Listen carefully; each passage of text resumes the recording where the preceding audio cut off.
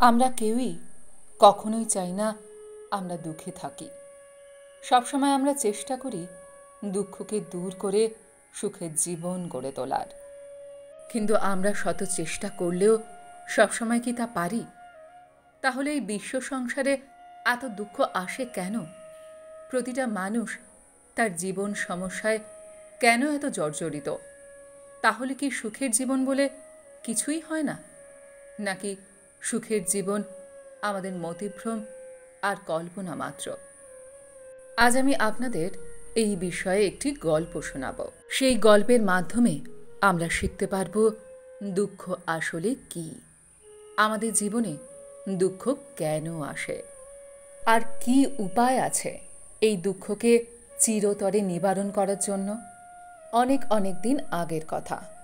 একদা একটি গ্রামে সবল নামের এক ব্যক্তি ছিল। সে তার জীবন নিয়ে খুবই চিন্তায় ছিল। সে ভীষণ হতাশ ছিল এই কারণে যে সে কোনো কর্মই করত না। তার সমবয়সী প্রতিবেশীরা সকলেই প্রায় প্রতিষ্ঠিত ও সফলতা পেয়েছিল যে যার কাজে। অথচ সে দিন রাত শুধু দুশ্চিন্তা করেই দিন কাটাত। তার বাড়ির লোকেরা দিন রাত শুধু সফল প্রতিবেশীদের উদাহরণ দিত তার সামনে। আর তার পরিচিতরা জিজ্ঞাসা করত, তুমি কি করো? সবল খুবই লজ্জায় পড়ে যেত। সে কোনো উত্তর দিতেই পারত না, কারণ সে তো কিছুই করত না।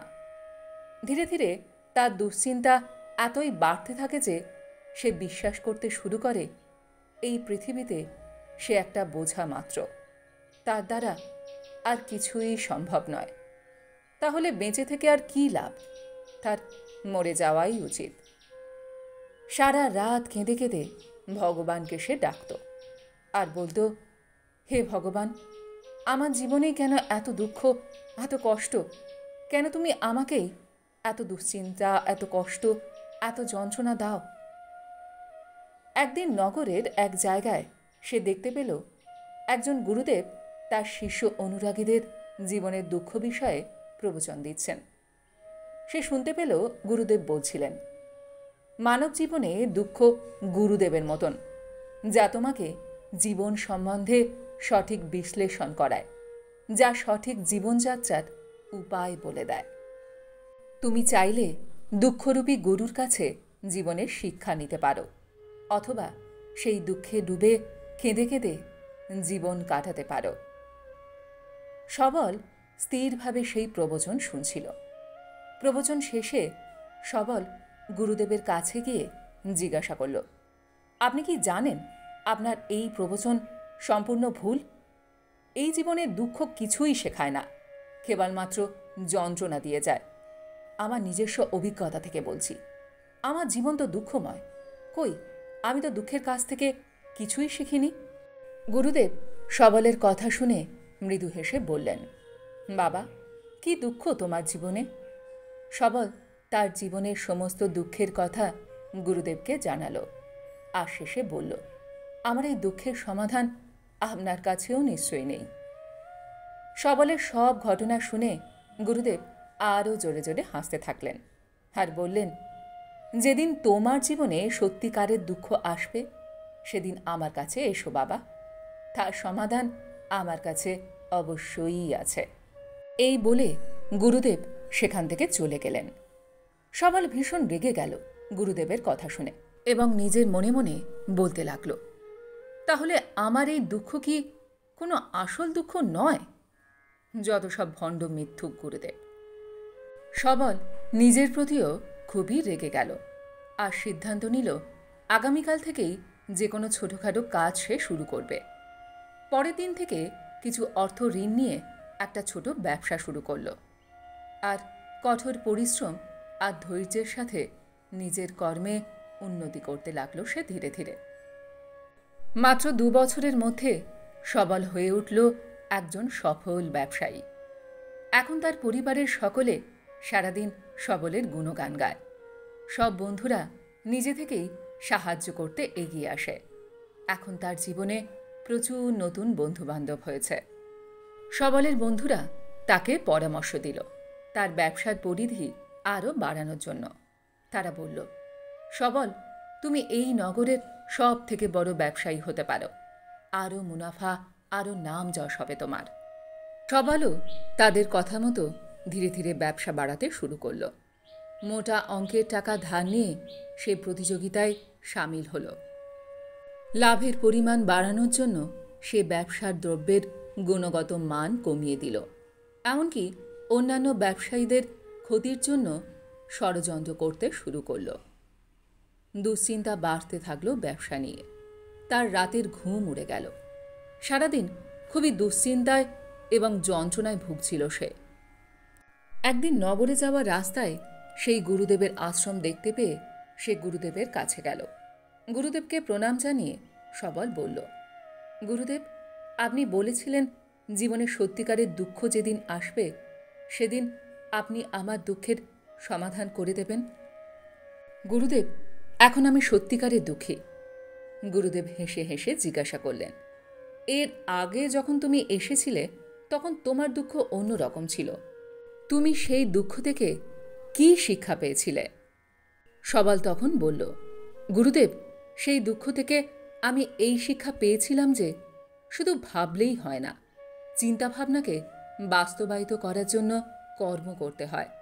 শুধু কর্মই নয়, প্রচণ্ড ইচ্ছাশক্তি আর পরিশ্রমের চরম সীমায় না পৌঁছলে সফলতা কোনো দিনই আসে না। গুরুদেব সবলের কথা শুনে হাসলেন আর বললেন, তোমার জীবনে আসল দুঃখ যেদিন আসবে তুমি সেই দিন আমার কাছে এসো। সেই দুঃখের সমাধান আমার কাছে আছে। সবল খুবই আশ্চর্য হয়ে ভাবল, এই পাহাড় সমান দুঃখ তাহলে কি আসল দুঃখ নয়? আমি হয়তো গুরুদেবকে আমার দুঃখের পরিমাণ বোঝাতে পারছি না। সবল এক ঘড়া সোনার মোহর গুরুদেবকে প্রণামী জানিয়ে বলল, গুরুদেব, দয়া করে আমার দুঃখ দূর করার উপায় বলে দিন। গুরুদেব তখন বলল, এই সোনার মোহর আমার কাছে কোনো কাজেরই নয়। তুমি সামনে একটা গাছ দেখতে পাচ্ছ তো? ওই গাছের নিচে গর্ত করে ওই মোহরগুলো পুঁতে রাখো। আর আসল দুঃখ যেদিন হবে সেদিন আমার কাছে তুমি আবার এসো।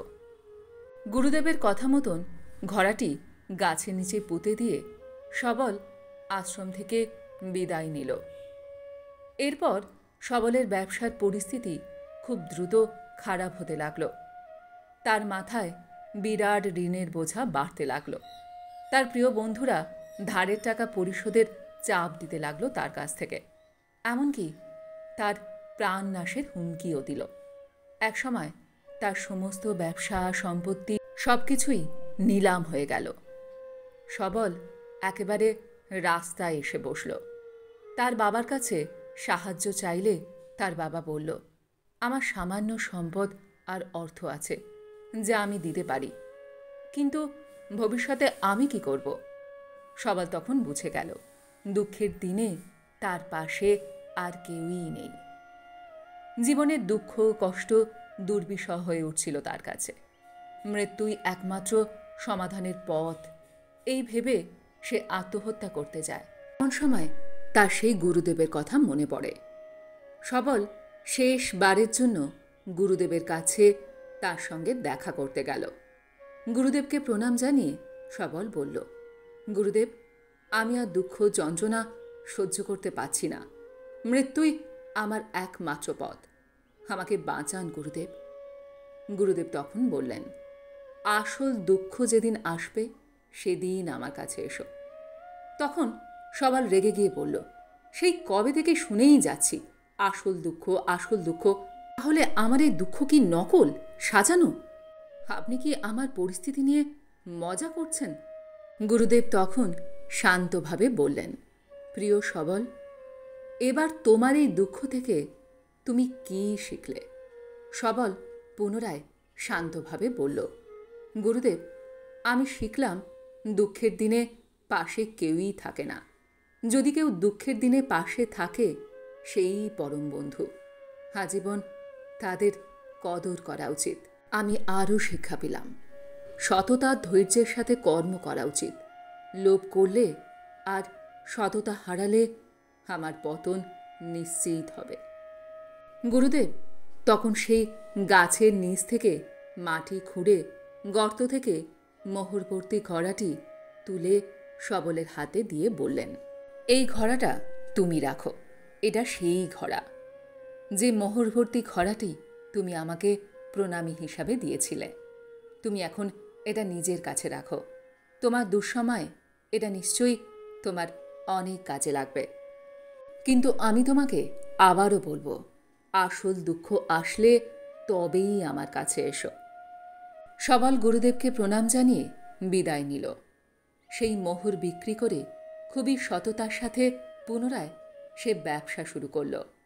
একটু দেরিতে হলেও আবারও সে একজন সফল ব্যবসায়ী হয়ে উঠল। এবারে সে খুবই সুখী জীবন কাটাচ্ছিল।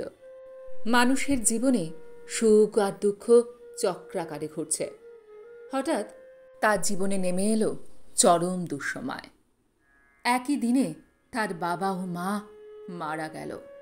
সবলের জীবনে নেমে এলো দুঃখের কালো অন্ধকার। সবল তার বাবা ও মাকে প্রাণের চাইতেও বেশি ভালোবাসত। চিতায় দুই প্রিয়জনকে ছাই হয়ে যেতে দেখে সবলের মনে হাজারো প্রশ্নের উদয় হল। বাড়িতে ফিরে এসে জীবনে সে প্রথমবার একা অনুভব করছিল।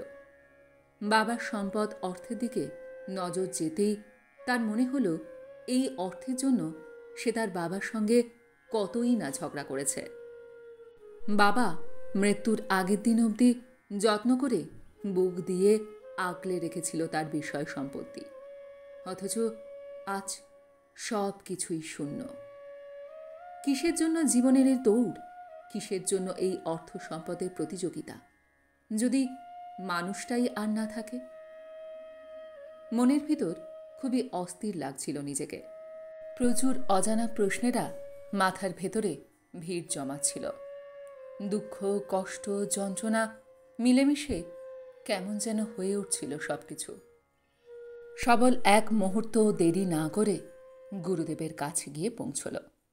গুরুদেব সবলকে জিজ্ঞাসা করলেন, কি ব্যাপার, তোমার মনে কি কোনো দুঃখ আছে?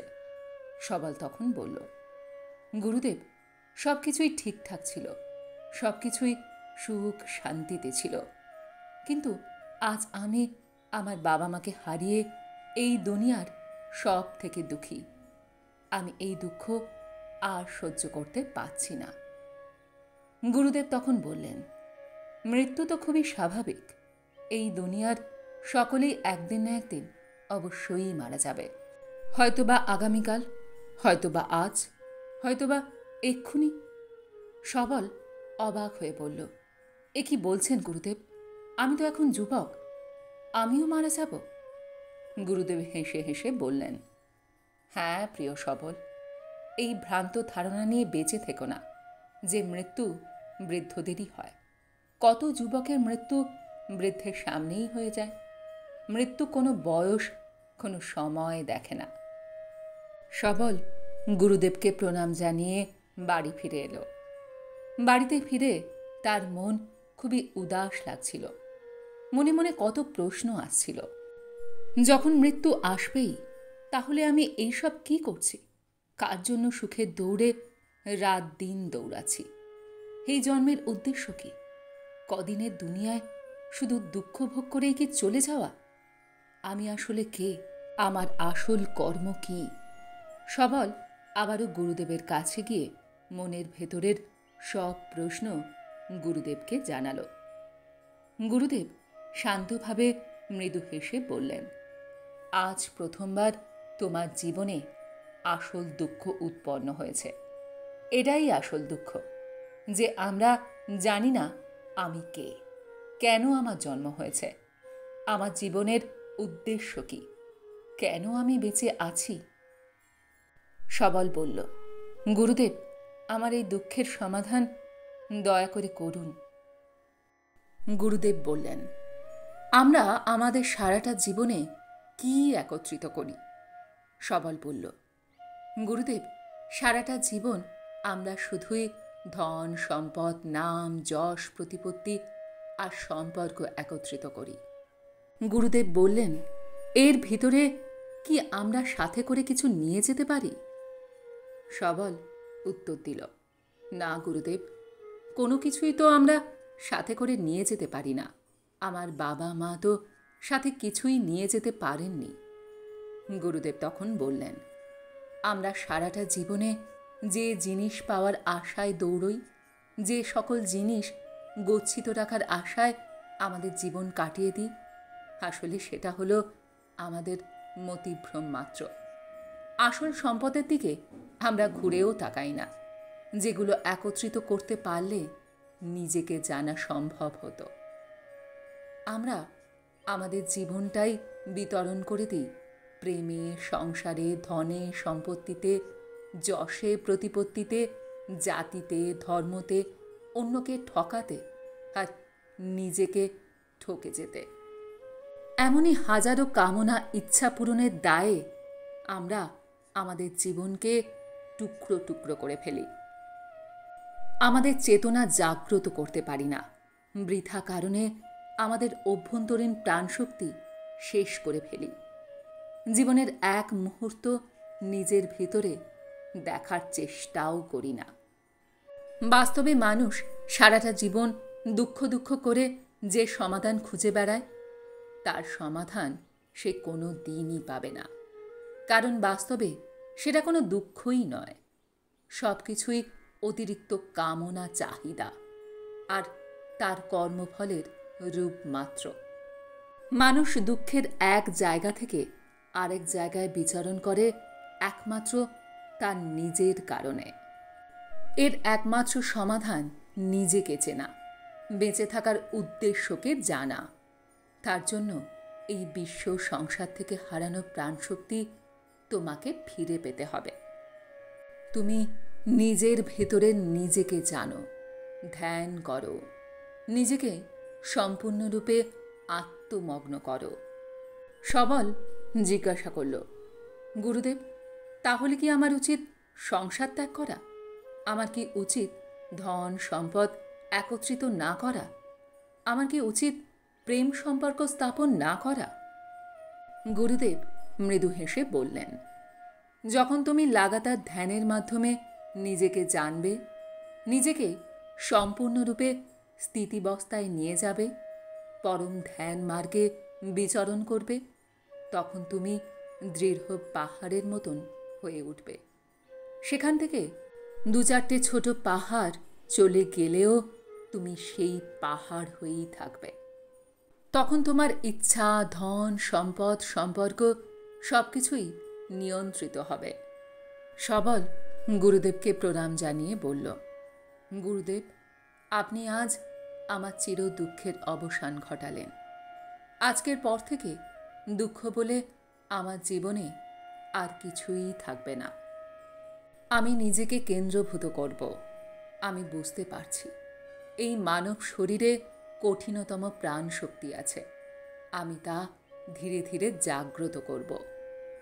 আমরা ঈশ্বরকে বারবার প্রশ্ন করি, ঈশ্বর, আমার জীবনে এত দুঃখ কেন? এই প্রশ্নের উত্তর হল, সেই পরমাত্মা আমাদের সেই দুঃখের কাছে বারে বারে নিয়ে যায়, যাতে আমরা দুঃখ থেকে শিক্ষা লাভ করি আর জীবন আরো সুন্দর করে গড়ে তুলি। নিজেকে নিজে চিনতে না পারলে, নিজেকে নিয়ন্ত্রণ করতে না পারলে, নিজেকে ধ্যানমগ্ন করতে না পারলে আজীবন দুঃখের দাস হয়ে আমাদের সারাটা জীবন কাটাতে হবে।